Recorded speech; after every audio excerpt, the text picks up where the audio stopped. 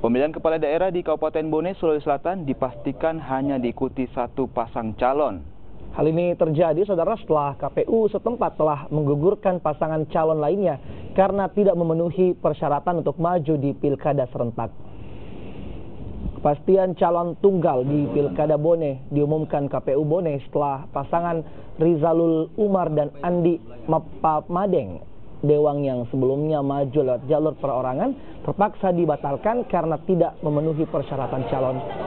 Calon ini tidak mendapatkan dukungan KTP yang disyaratkan KPU Bone sebanyak 3.000 dukungan. Dengan gugurnya pasangan Rizal Umar dan Andi Mapadeng, Pilkada Bone hanya diikuti satu pasangan calon.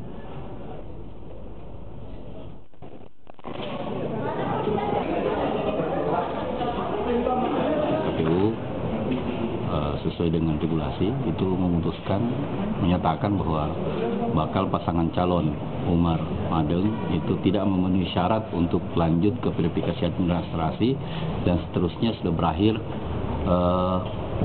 masa proses perbaikan calonnya dan dinyatakan tidak memenuhi syarat untuk ikut dalam pesta tahapan berikutnya. Dalam hal ini ya dinyatakan bahwa tidak memenuhi syarat untuk menjadi calon bupati dan wakil bupati Bone.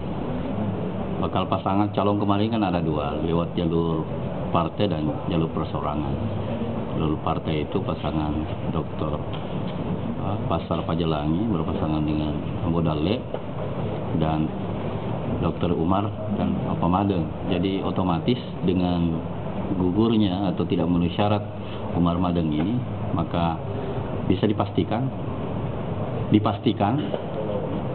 Pilkada Bone kotak kosong.